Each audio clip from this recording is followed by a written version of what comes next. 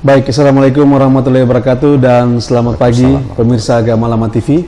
Kembali bersama saya Ibra Hamzah dalam program Selamat Pagi Maluku Utara. Di kesempatan siar hari ini Rabu tanggal 15 Mei 2024 bersama Ketua KPU Provinsi Maluku Utara Bapak Mokhtar Alting SHI. Apa kabar Bapak pagi hari ini? Alhamdulillah. Alhamdulillah sehat Pak ya. Sehat, Ya, dan pemirsa Agama Lama TV, pagi hari ini kita akan membicarakan terkait dengan topik siap-siap sambut Pilkada Serentak Maluku Utara tahun 2024. Ya, Pak Mokhtar Alting SHI, sebagaimana kita ketahui bahwa perkembangan terakhir apa yang sudah dilakukan dari proses demokrasi daerah ini selama adanya KPU Provinsi Maluku Utara, Pak? Ya, pertama ya, memang ada transisi dari KPU periode lama ke KPU periode baru. Pelantikan kami pada tanggal 6 Mei kemarin. Memang karena ini lembaga, walaupun ada transisi pergantian anggota KPU pada tanggal 6 kemarin pelantikan, tapi kerja-kerja kelembagaan tetap berlangsung. Baik. Dan untuk Maluku Utara, penyelenggaraan Pilkada Serentak untuk pertama kali pada tahun 2024, kami pada posisi sekarang berada pada tahapan di mana pertama adalah perekrutan atau seleksi badan ad hoc, yaitu PPK dan PTS. Kemudian memberikan kesempatan kepada bakal calon perseorangan untuk memasukkan dokumen persyaratan ke KPU. Dan untuk Maluku Utara ada 3 kabupaten yang ada bakal calon perseorangannya, yaitu Halmahera Utara, Kepulauan Sula, dan Kabupaten Pulau Taliabu. Untuk 7 kabupaten kota dan provinsi tidak ada bakal calon perseorangan. Ini untuk informasi awal ya, untuk yang sekarang sementara ini. Dan insya Allah beberapa waktu ke depan kami akan melakukan pemutahiran data pemilih untuk pilkada. Baik. Ya, dari catatan khusus mungkin yang ditemukan dari pemilu serentak kemarin sehingga menjadi pertimbangan khusus untuk pilkada serentak kali ini seperti apa, Pak? Ya, catatan kami pertama soal menyiapkan sumber daya manusia, personil yang bertugas baik itu di jajaran kabupaten dan kota, dan juga PPK, PPS, dan KPPS. Tentu soal integritas dan pengetahuan dan kecakapan teknis dalam mengelola atau mengendalikan penyelenggaraan pilkada di setiap jenjang. Itu sangat penting. Saya kira itu harus digarisbawahi. Pertama integritas, yang kedua punya pengetahuan kepemiluan atau terkait dengan teknis dalam menyelenggarakan pilkada. Ya, kalau Bapak sendiri memperhatikan, apakah sejauh ini masih ada bentuk pelanggaran yang dihadapi selama pemilu 14 Februari kemarin berlangsung, ataukah di periode-periode sebelumnya, Pak? Ya, kalau membanding antara pemilu dan juga pilkada, tentu ada catatan-catatan. Terakhir untuk Maluku Utara itu pilkada 2020. Untuk 8 kabupaten kota, ada 2 kabupaten yang belum selenggarakan pilkada di 2020 saat itu, yaitu Halmahera Tengah dan Pulau Morotai, termasuk provinsi.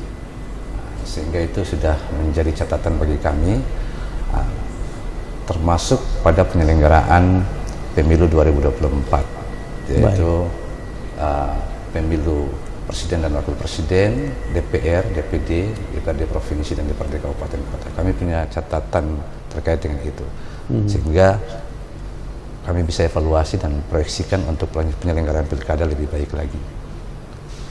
Baik, pemirsa Agama Lama TV, menarik apa yang menjadi obrolan kita di pagi hari ini terkait dengan siap-siap menyambut Pilkada Serentak Maluku Utara tahun 2024 bersama Bapak Mokhtar Alting SHI selaku Ketua KPU Provinsi Maluku Utara. Kita akan kembali setelah jeda berikut ini.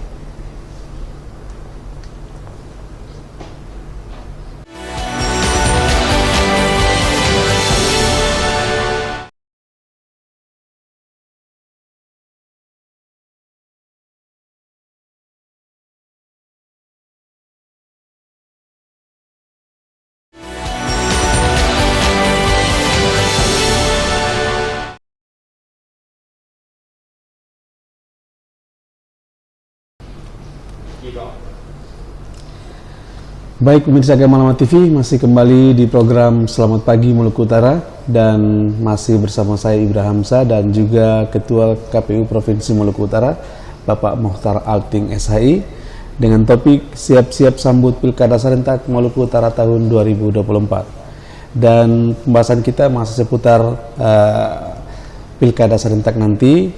Nah, untuk itu kepada Bapak Mokhtar Alting SHI, kira-kira apa tahapan yang sementara ini berjalan untuk KPU menghadapi Pilkada Serentak pada tahun 2024 ini? Ya, tadi saya sudah sampaikan di awal ya. Sementara berlangsung ini yaitu pembentukan badan ad hoc yaitu PPK. Insya Allah di tanggal 16 Mei 2024 oleh KPU Kabupaten Kota akan melantik PPK di seluruh wilayah Maluku Utara. Itu terkait dengan yang sedang berlangsung. Kemudian di waktu yang bersamaan perekrutan anggota PPS di kelurahan dan desa. Sementara ada KPU Kabupaten Kota yang hari ini menggelar tes tertulis baik dalam bentuk manual maupun CAT. Baik. Jadi setelah pemilihan KPPS tadi, PPS dan selanjutnya akan berjalan segala hal yang berhubungan dengan tugas-tugas KPU itu sendiri menghadapi Pilkada Serentak ke depan, Pak ya. Ya, dan kita berbicara terkait dengan kepala daerah, calon kepala daerah nih Pak. Sebenarnya untuk mengusulkan calon kepala daerah sendiri, apakah dalam Pilkada Serentak menggunakan jumlah partai atau kursi periode sebelumnya, ataukah partai, ataukah jumlah hasil kursi dari pemilu bulan Februari kemarin, Pak? Teknisnya seperti saya belum bisa menjawab di menggunakan alokasi kursi atau perolehan suara di pemilu sebelumnya atau pemilu sekarang ya. Saya minta maaf ini saya terhenti di situ. Kita menunggu nanti dari KPU RI. Tapi terkait dengan apakah menggunakan kursi atau perolehan suara, dalam ketentuan memang menggunakan kursi boleh dan menggunakan perolehan suara boleh. Baik. Jadi dua cara itu boleh jadi digunakan. Kalau kursi kan 20% dan kalau perolehan suara 25% dari alokasi kursi di masing-masing kabupaten, kota maupun provinsi. Dan tentunya kita semua berharap bahwa Pilkada Serentak nanti di Maluku Utara ini bisa berjalan dengan aman, tertib, lancar dan sesuai dengan prosedur yang diinginkan dari pihak KPU sendiri, Pak ya.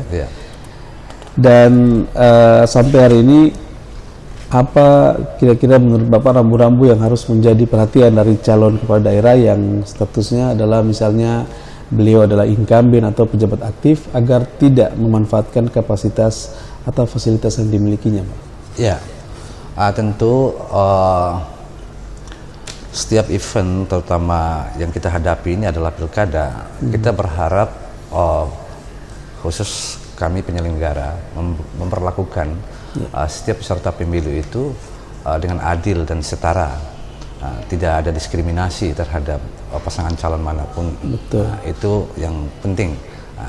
Dan kami berharap kepada bakal pasangan calon, baik itu di jalur persorangan maupun yang diusulkan oleh partai politik, tentu kami berharap agar segala ketentuan yang mengikat, baik itu masih dalam posisi bakal pasangan calon ataupun pasangan calon, itu harus menaati segala rambu-rambu yang kemudian itu sudah ditentukan oleh peraturan perundang-undangan.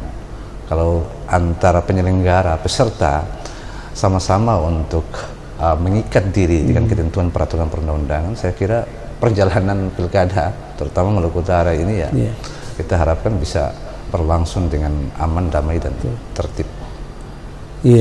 Baik pemirsa Gamalama TV, masih terus kita saksikan perbincangan kita di Selamat Pagi Maluku Utara di segmen kedua ini.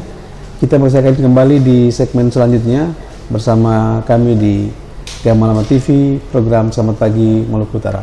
Tetap bersama kami.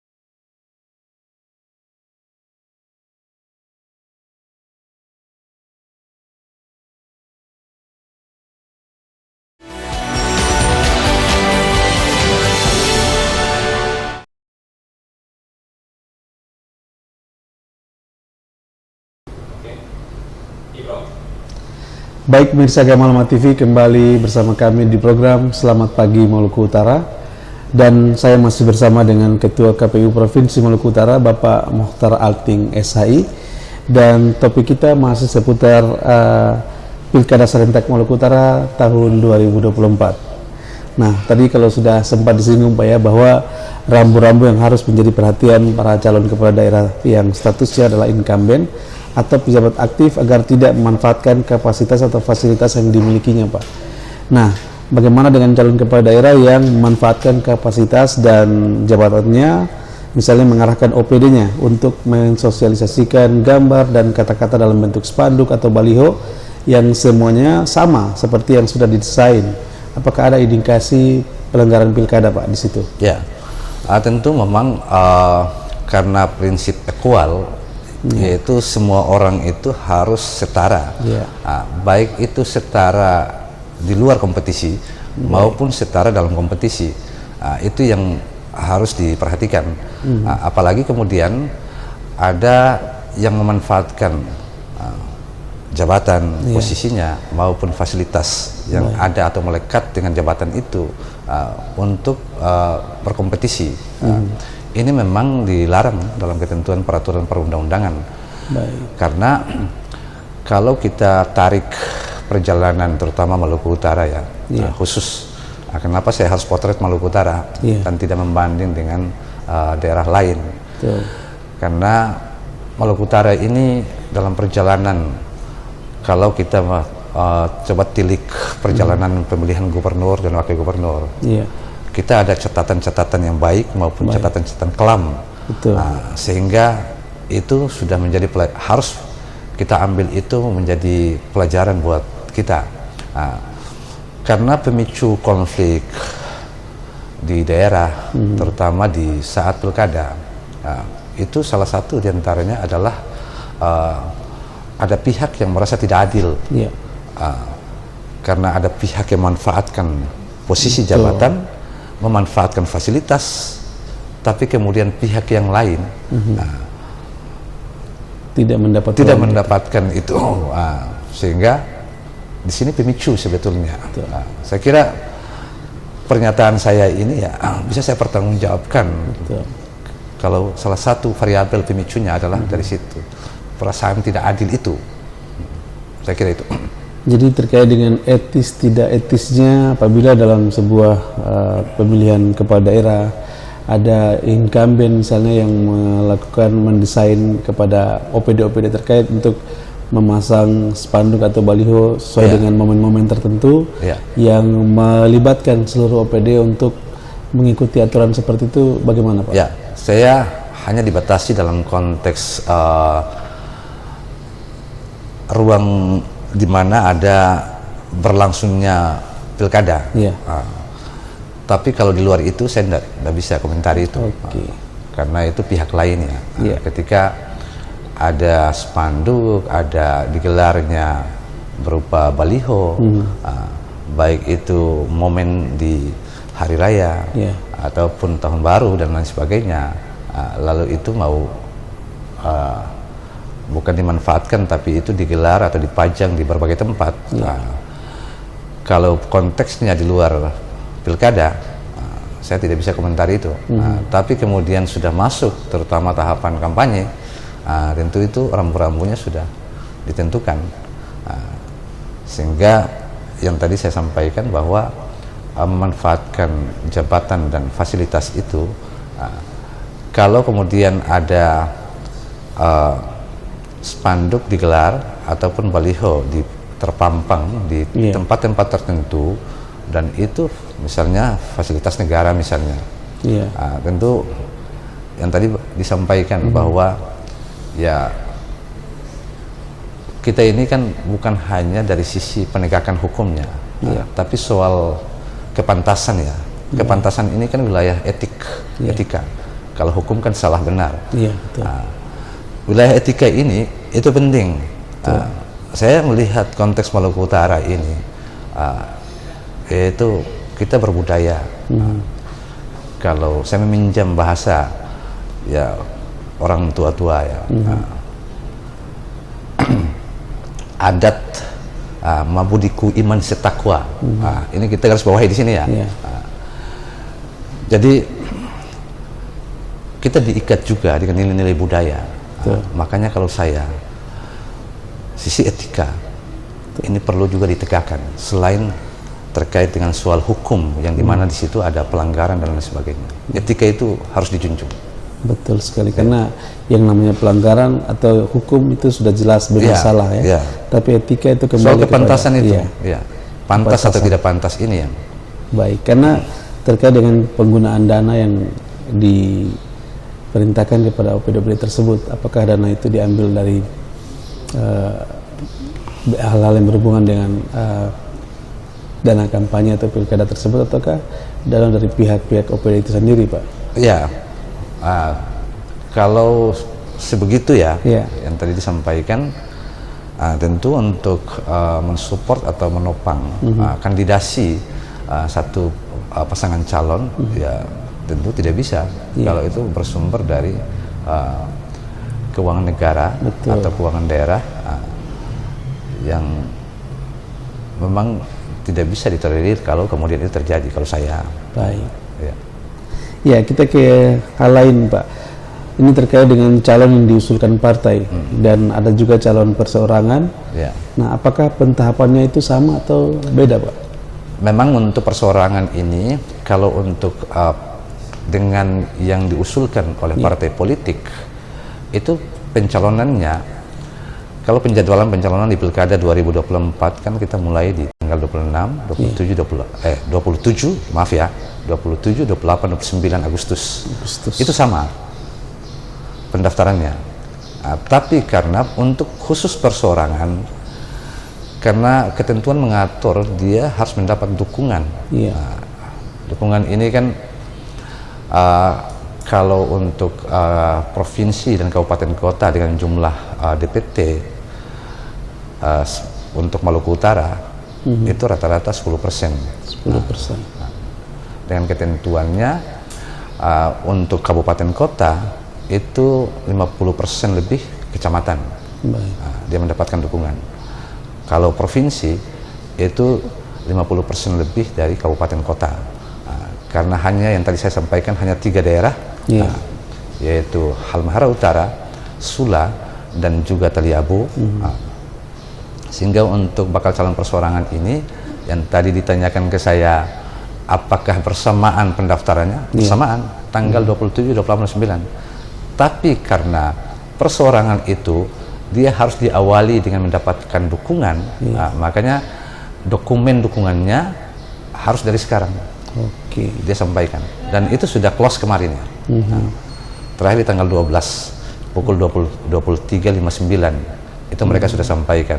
Sekarang ini tahapan pemeriksaan dokumen itu oleh KPU Kabupaten Kota, yang dimana perseorangan mengajukan persyaratan. Tapi pendaftaran sama yaitu tanggal 27, 28, 29 Agustus tahun 2024 tahun ini. Iya, baik, Pak. Mungkin terkait dengan pilkada serentak ini kan pertama kali terjadi di Maluku Utara, Pak, setelah pemilihan legislatif kemarin. Nah, bagaimana caranya untuk meningkatkan partisipasi pemilih untuk momen tersebut nantinya, Pak? Ya, untuk tingkatkan partisipasi pemilih, kalau saya pertama itu tentu sangat berhubungan dengan kerja-kerja penyelenggara pemilu, dalam hal ini petugas pemutahiran data pemilih. Jadi petugas pemutahiran data pemilih ini dalam melakukan pemutahiran tentu mendatangi rumah warga. Dan selain itu pula masyarakat atau warga harus diberi pemahaman, diinformasikan, mendapat informasi tentang penyelenggaraan Pilkada Serentak 2024. Jadi bukan hanya nanti di tanggal 27 November 2024 datang ke tempat pemungutan suara untuk mencoblos, tapi partisipasi masyarakat itu kita harapkan mulai dari tahapan awal, baik itu tahapan persiapan maupun tahapan penyelenggaraan atau pelaksanaan, itu diminta kepada warga masyarakat untuk berpartisipasi. Kadang kita sudah cuman bertumpu pada tanggal 27 November datang coblos. Iya. Tapi setiap tahapan itu kita harapkan untuk bisa masyarakat bisa berpartisipasi, mulai dari proses pemutahiran data pemilih, warga juga aktif mengecek apakah namanya sudah masuk DPT atau belum, apakah kemudian memastikan proses ketika penetapan DPT lalu warga ini karena kepentingan untuk kebutuhan hidup lalu bergeser dari suatu tempat ke tempat lain, apakah sudah mengurus pindah memilih atau belum. Betul. Apakah kemudian warga ini tidak tercover dalam DPT, apakah memiliki KTP elektronik atau tidak, sehingga bisa memilih. Itu sangat penting. Jadi keikutsertaan warga untuk aktif dalam proses tahapan penyelenggaraan pilkada itu sangat diharapkan dari awal, bukan nanti di penghujung. Bukan pada saat hari pencoblosan saja. Itu yang sangat diharapkan. Iya, dan kasus-kasus seperti ini memang banyak terjadi pada pemilihan legislatif kemarin, Pak. Nah, tentunya kita berharap warga bisa lebih proaktif lagi dan bisa mengikuti pentahapan dalam mengetahui apakah namanya terdaftar sampai pada tingkat nantinya ketika berpindah dari satu tempat ke tempat lain yang seperti disampaikan oleh Bapak tadi, betul-betul sudah terdata di tempat pemilihan dia berlangsung nantinya. Baik, pemirsa Gamalama TV, kita akan kembali di satu segmen terakhir lagi untuk Anda di program Selamat Pagi Maluku Utara bersama kami di Gamalama TV. Tetap bersama kami.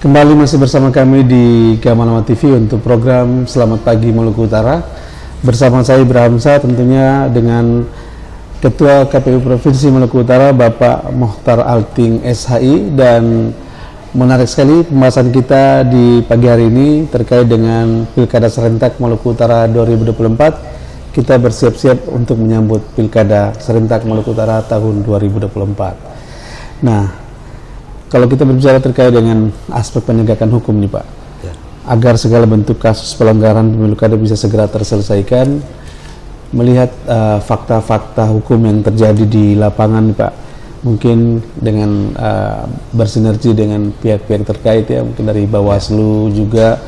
Nah, bagaimana melihat bahwa mulai masifnya pembagian bantuan baik untuk kebutuhan konsumsi atau kesehatan yang mulai masif menjelang pilkada serentak nantinya, Pak? Ya, memang kalau fakta-fakta ya, saya sendiri belum bisa memastikan bahwa itu fakta ya. Tapi kalau kemudian ini bentuknya fenomena yang kemudian sudah mulai menggeliat, tentu kita harus mengantisipasi. Memang satu sisi warga memang harus dilayani, tapi sisi yang lain kalau itu berkaitan dengan kompetisi, tentu kita balik lagi terkait dengan fair atau tidak.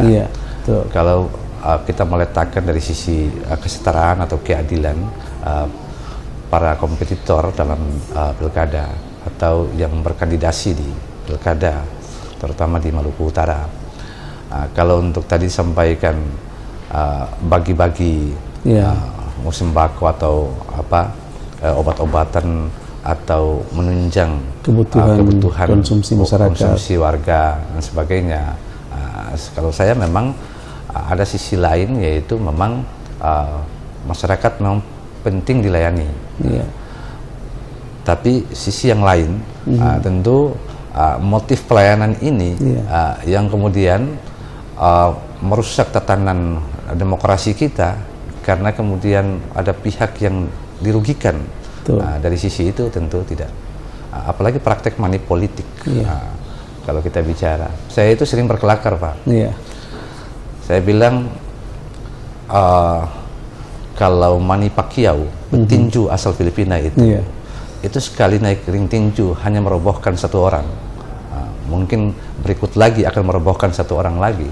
Tapi money politik itu daya rusaknya itu lebih hebat dari Manny Pacquiao, karena merusak tatanan demokrasi kita. Nah, itu yang perlu kita sebagai warga di Maluku Utara ini tentu menjadi perhatian kita bersama. Saya kira itu, Pak. Iya, jadi menarik sekali terkait dengan penegakan hukum ya, agar selalu bentuk kasus pelanggaran pemilu kada bisa segera diselesaikan dengan aspek-aspek yang disampaikan tadi, Pak. Tentu ada salurannya ya, Pak. Saya mau tambahkan ketentuan peraturan perundang-undangan memang sudah membuat saluran-salurannya. Kalau ini tindak pidana, salurannya kemana? Gakumdu naik lagi Bawaslu, kemudian ke proses peradilan, berakhir di pengadilan. Tapi kalau ini pelanggarannya adalah pelanggaran administrasi, tentu jalurnya juga ke Bawaslu. Ataupun kaitannya dengan sengketa, sengketa ini juga ada proses di Bawaslu. Kalau kemudian ini pelanggaran etik yang dilakukan oleh penyelenggara pemilu, tentu kita juga sudah punya instrumen untuk penyelesaian pelanggaran etik. Kalau itu terkait dengan badan ad hoc di bawah KPU, untuk PPK, PPS, dan KPPS, penyelesaian soal pelanggaran etik itu diselesaikan oleh teman-teman KPU Kabupaten dan Kota. Kalau itu dilanggar etika itu atau perilaku itu dilanggar oleh teman-teman KPU Kabupaten Kota dan Provinsi, ya tentu ada DKPP, Dewan Kehormatan Penyelenggara Pemilu.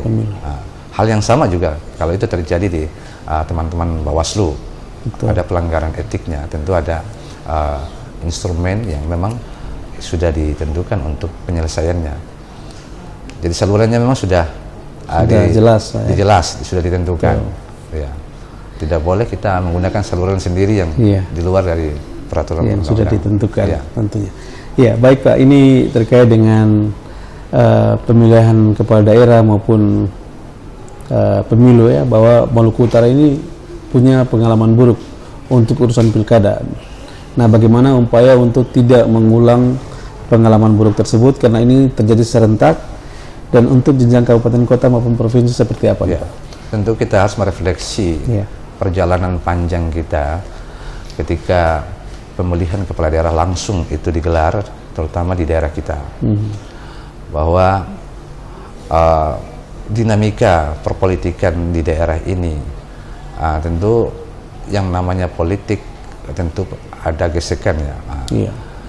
Kami sebagai penyelenggara pemilu lalu lintas perpolitikan ini, kami diberi sedikit kewenangan untuk bisa mengatur lalu lintas ini, sehingga tidak ada tabrakan di ranah terutama dalam kandidasi di tahun 2024, terutama pilkada ini.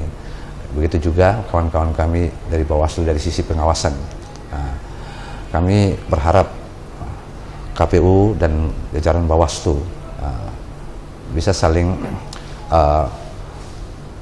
dari sisi pengawasan jalan, tata kelola atau penyelenggaraannya jalan, saling berkoordinasi, sehingga tentu juga bukan hanya antara Bawaslu dengan KPU atau KPU dengan Bawaslu, tapi juga dengan peserta yang berkompetisi nanti di Pilkada 2024, bukan hanya level provinsi tapi juga di kabupaten dan kota, karena ini serentak ya. Ya, mungkin yang terakhir Pak, sebagai bentuk closing statement Bapak, harapan-harapan Bapak ke depan terkait dengan pemilu kada tahun 2024 ini seperti apa Pak? Ya, memang ini tantangan karena baru pertama kali digelarnya pilkada serentak yaitu di tahun 2024. Ya. Harapan kami dari jajaran KPU Provinsi Maluku Utara, bahwa pertama kami memastikan bahwa untuk sumber daya manusia atau personil di jajaran KPU untuk menyelenggarakan pilkada, kami pastikan menjalankan tugas dengan baik sesuai dengan ketentuan peraturan yang berlaku, dan kami berharap kepada peserta yang akan berkompetisi nanti ataupun masuk dalam kontestasi pilkada 2024, kami berharap rambu-rambu yang sudah menjadi batasan-batasan yang harus ditaati oleh semua pihak.